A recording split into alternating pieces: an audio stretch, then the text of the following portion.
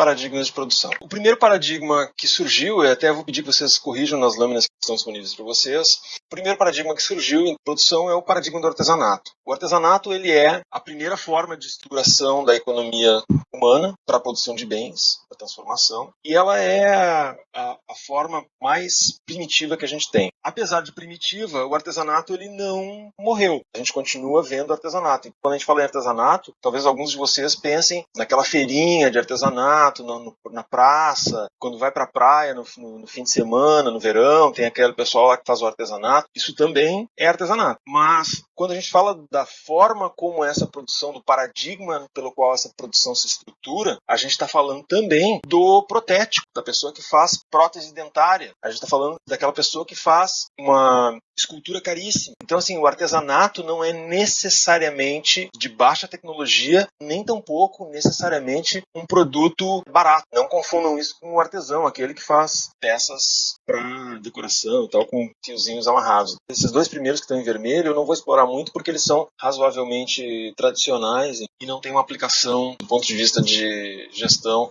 das operações da logística que sofra grandes modificações, embora eles sejam importantes, enfim, mas eles têm outros desafios. O segundo paradigma que surgiu lá pela metade do século XIX, lá para 1850, é o da Revolução Industrial. A Revolução Industrial ela aconteceu em momentos, em tempos diferentes, em diferentes países. O primeiro país que passou pela Revolução Industrial foi a Inglaterra e outros países se seguiram. Infelizmente, por uma série de acordos, Portugal não passou pela Revolução Industrial, pela riqueza que eles desenvolveram no período anterior do mercantilismo. Eles achavam que tinha dinheiro suficiente com os produtos deles. Até aqui no Brasil, as colônias foram forçadas a não se industrializar. Enfim, a gente sofreu muito com isso no início do nosso período como colônia de Portugal, em função desse atraso que a gente teve aí nesse período. Mas a Revolução Industrial, ela se caracterizou por uma mecanização da produção. Por exemplo, aquele artesão que tinha um tear mecânico, que fazia tecidos em casa, que fazia fios de lã, de algodão em casa, esse tipo de produto passou a ser produzido em larga escala em fábricas. A fábrica nasce lá. O outro produto que foi também largamente produzido nesse período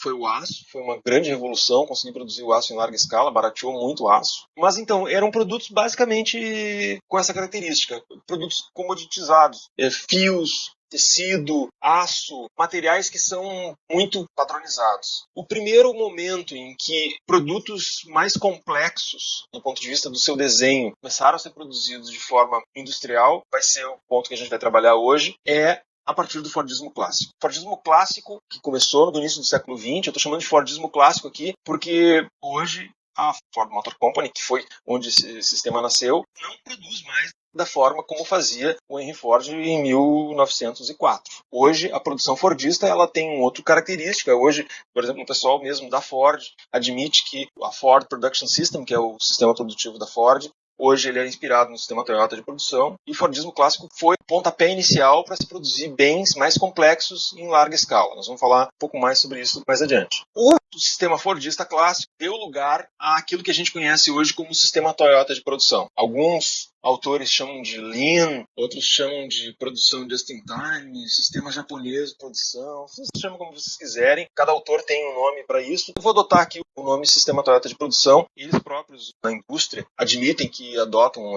esse nome, pelo menos na indústria automotiva e tal, eles se inspiram muito fortemente na Toyota. E qual é a característica do sistema Toyota de produção? Ele consegue produzir produtos complexos, como no caso um automóvel da Toyota, com uma boa qualidade, a um baixo custo, tanto quanto no sistema Fordista, mas consegue trocar de produtos mais facilmente na linha, porque o que caracteriza o sistema Fordista é uma produção em larga escala de itens padronizados. O sistema de produção vem atender essa carência de mais variedade de produtos em uma menor quantidade. Por último, eu vou falar do sistema Hyundai de produção. O sistema Hyundai de produção, ele é o sistema que faz uma quebra com o sistema Toyota de produção. Ele até muito pouco tempo, muito pouco se conhecia sobre o sistema Hyundai de produção, e ele mais recentemente tem sido estudado, e agora a gente tem acesso então a informações. Por exemplo, poucos anos atrás eu assisti uma palestra de um gestor da Ford, responsável pela planta da Ford de Camaçari, que produz a EcoSport e outros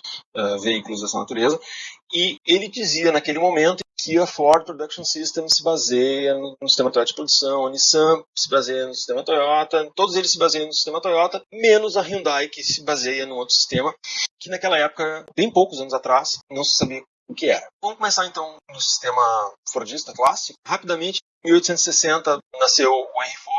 Em 1908, as indústrias dele que fabricavam o automóvel, esse carro que nós estamos vendo aqui, é o Ford modelo T, o produto demorava, desde a hora que começava a produção até o final, 514 minutos para ser feito. E 5 anos depois, o tempo de produção de uma unidade passou a ser 2,3 minutos. Tempo de ciclo, ou seja, se vocês contarem agora, vou sair um carro da linha de produção, quanto tempo demora para sair o próximo? Isso é tempo de ciclo. 514 minutos em 1908. A partir de 1913, com 5 anos só de diferença de melhorias, mesmo produto, 2,3 minutos entre uma e outra unidade sair da linha de produção. E aí melhorias do tipo, um ano, redução da montagem do chassis do automóvel de 12 horas para 1h30 e coisas assim. Em 1947 morreu Henry Ford. A Ford passou por um período de bastante decadência, perdeu a hegemonia para a GM pelo fato da GM se adaptar muito mais facilmente a trocar de diferentes veículos, mas a GM ela ainda assim tinha processo produtivo muito parecido com a Ford, a única diferença é que eles fabricavam veículos diferentes em lugares diferentes. Essa era a grande sacada da GM, não fazer tudo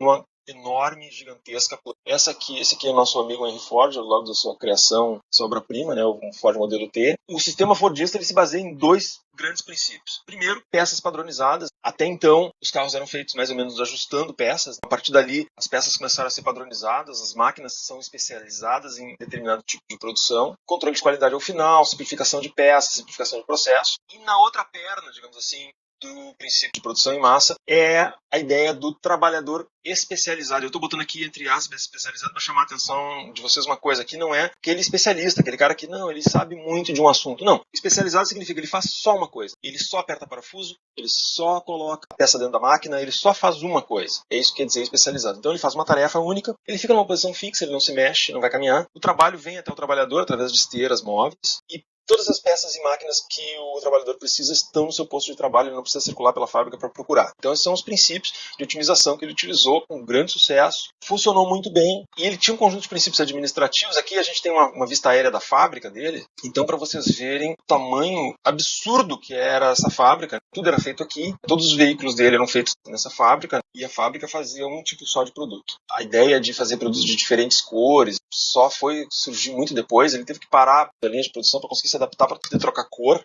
porque era uma coisa assim, a linha estava montada para fazer só preto, e o preto foi escolhido por uma razão técnica, era a cor que secava mais rápido, era a tinta que secava mais rápido, então era a cor que ele conseguia fazer maior produção e não trocava mais nada. Então, é um sistema totalmente centralizado, não tinha quase nada terceirizado, ele fazia quase tudo em empresas dele, tinha poucas empresas de autopeças fabricando coisas para ele, alta escala de produção, baixos custos, e o que para a época, em 1900 e alguma coisinha, eram altos salários, né, que era um salário de $5 por dia. As pessoas corriam. Vocês imaginam, nas outras fábricas o salário era de $1 por dia, ele pagava $5 por dia. Era uma coisa assim absurda, todo mundo queria trabalhar na Ford, era uma coisa maluca. Várias pessoas entravam lá e não aguentavam o trampo de trabalhar desse jeito, e milhares de vezes por dia fazendo exatamente a mesma coisa. Algumas se desentendiam com essa modalidade de trabalho. Esse sistema da Ford, ele funciona bem, como eu disse para vocês, quando a gente tem pouca variedade.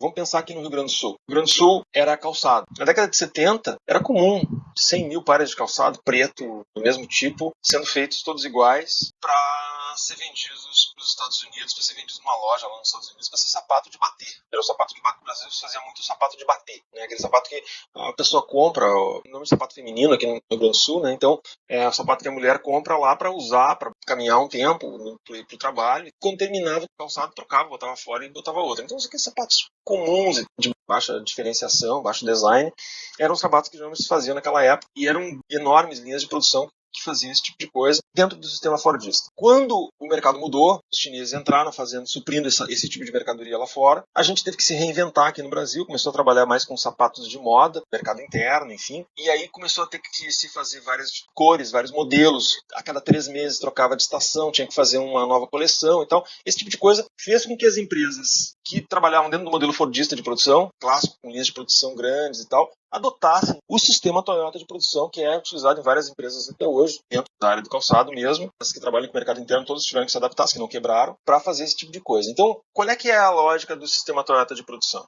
Ele trabalha com um modelo de melhoria contínua. Se dentro do sistema fordista alguém pensava num sistema produtivo super bom, implantava aquilo ali, ia melhorando, mas os gestores eram os encarregados de fazer isso. No sistema Toyota, os operários se reúnem e fazem essas melhorias e propõem essas melhorias. E essas melhorias se dão através da busca e da eliminação de 7 desperdícios. Desperdício por superprodução, desperdício por espera, desperdício por transporte, desperdício por processamento, desperdício por estoque, desperdício por movimento e desperdício por defeitos. São 7 desperdícios que o sistema Toyota de produção busca eliminar. Então, as atividades dos operadores, dos grupos de melhoria, dos círculos de controle de qualidade, outras metodologias que se usam nesse sistema, buscam olhar essas 7 perdas e eliminar de alguma forma essas 7 perdas. O nome que se deu para isso é a produção just-in-time. É um método que busca fazer com que o produto, ou item, ou componente seja entregue o mais próximo possível da hora que ele vai ser necessário. Não fazer muito, ter alguma coisinha de estoque, um estoque mínimo, que seja suficiente para que ele seja usado o mais rápido possível e seja entregue no posto de trabalho o mais próximo possível da sua utilização para não ficar lá tomando pó. A ideia é, cada peça que fica tomando pó lá na linha de produção está gastando dinheiro. Podia ter sido feito depois e tal, podia ter sido comprado depois, ela não precisaria estar ali. A ideia é tentar reduzir o número de coisas pegando pó ao longo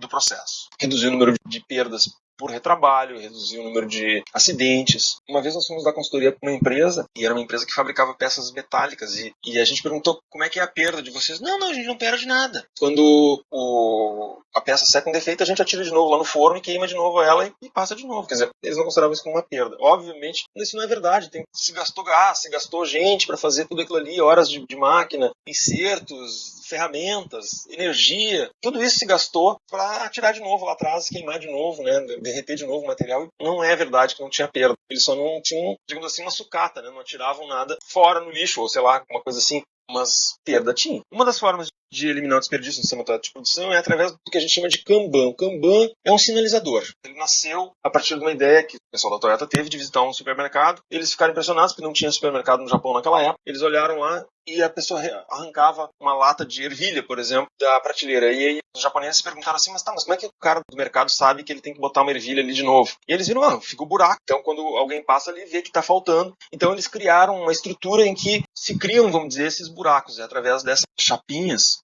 chamadas Kanban. Inclusive tem uma sinalização interna na empresa que vai colocando, olha, quando está no verde está tudo certo, quando está no amarelo nós estamos faltando pés, corre, e quando está no vermelho acelera que está faltando coisa aqui. O Kanban ele serve para sinalizar internamente o que tem que ser feito dentro da empresa. Então ele é uma forma de sinalização. A tradução de Kanban é cartão, mas eu já vi Kanban sendo implementado em fábrica das mais diversas maneiras. Por exemplo, tem um colega meu que ele pegou esses prendedores aqui de papel, claro que grandes, e ele colocou aqui atrás, nessa parte preta, aqui nessa parte larga, ele colocou a cor, e os operadores lá prendiam na ponta da peça, era uma peça redonda, era o Kanban deles. Então assim, não existe uma única maneira de fazer Kanban. O Kanban é uma sinalização, um sistema visual. Se vocês procurarem, não sei se a biblioteca tem aquele TC, eu tenho um aluno meu que ele fez um TC, até foi de distinção, talvez esteja na biblioteca. Ele fez um sistema de Kanban para uma prefeitura. Esse sistema Toyota de produção, claro, nasceu nas fábricas, mas hoje ele é aplicado em diversos ambientes. Ele é aplicado nessa prefeitura dessa cidade que esse meu aluno trabalhava. Ele é aplicado nos supermercados. Uma das razões pelas quais o Walmart nos Estados Unidos cresceu violentamente naquele período que implantou nos anos 80, 90, uma parte foi tecnologia e outra parte foi porque eles adotaram uma série de ideias do sistema Toyota de produção na distribuição deles. Então a ideia de fazer certo pela primeira vez e corrigir o erro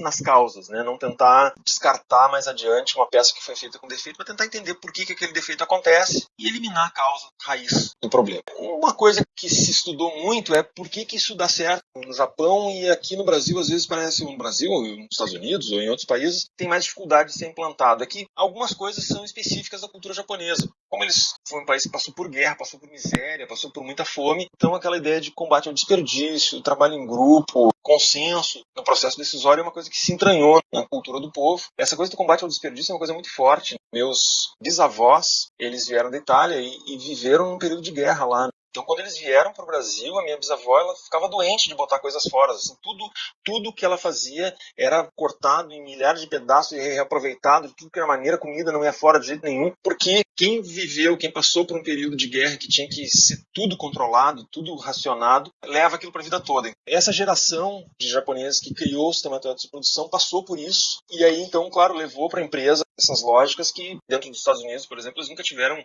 uma guerra, a não ser a guerra civil lá no início dos tempos. Eles nunca tiveram uma guerra dentro do território deles. Eles sempre participaram de guerras em outros países, outros continentes. Tiveram sorte de nunca ter. Eles são praticamente um país de dimensões continentais, não tem esse tipo de problema. Então a cultura deles é um pouco mais, talvez, perdulária do que dos outros países. Finalmente, o sistema Hyundai de produção, e eu vou encerrar por aqui, porque esse vídeo está ficando enorme, vocês vão dormir no meio do vídeo. O sistema Hyundai de produção, como eu disse para vocês, ele é um sistema novo que, de uma certa forma, pega partes do sistema Toyota de produção e partes do sistema Ford tradicional de produção. Eles, de uma certa forma, usam o que a gente chama de produção empurrada. Mais detalhes sobre isso estão nas leituras complementares. Eles usam planejamento da produção com MRP, que é uma coisa que nós vamos falar mais adiante nessa disciplina. As melhorias contínuas voltam a ser feitas por uma equipe de engenheiros especialistas, e tem menos envolvimento das pessoas. Todos os estudos são feitos para tentar reduzir os postos de trabalho, tentar reduzir o número de pessoas que fazem as atividades. As relações com os fornecedores são de curto prazo e focam na redução de custos. Os trabalhadores têm uma função bastante operacional, não é aquela questão de envolvimento dos trabalhadores, da ideia. E os princípios do sistema produtivo, a parte tecnológica, é mais voltada para a questão da modularização e de engenharia mesmo. Esse sistema Hyundai, apesar de moderno do ponto de vista tecnológico, ele, de uma certa forma, do ponto de vista social dentro da organização, ele é uma espécie de retrocesso ao sistema fordista. Ele volta ao que estava antes. Só que, claro, com essa tecnologia mais moderna, o fato de ter robôs, de contratar especialistas em engenharia de processo que sejam muito bons, de repensar certas coisas. Claro que a Hyundai conseguiu uma outra posição em termos de competitividade que não conseguia até então. Eu queria só fazer rapidamente um fechamento. O primeiro paradigma, que é o artesanato, tem produtos unitários, geralmente em que o custo não é relevante, tem alto custo, baixa velocidade de produção e qualidade variável. Já na Revolução Industrial, produtos produzidos em larga escala, baixo custo, produtos padronizados e, em geral, produtos muito simples. Já no Fordismo clássico, produtos mais complexos, mas sem muita variedade, padronizados, feitos em larga escala, a um custo baixo também. O sistema Toyota de produção consegue fazer produtos mais variados, produtos complexos, a uma velocidade razoavelmente rápida, qualidade melhor e com um custo ainda baixo. E o sistema Hyundai foca na questão da qualidade, da flexibilidade de fazer produtos variados, diversos, a um baixo custo.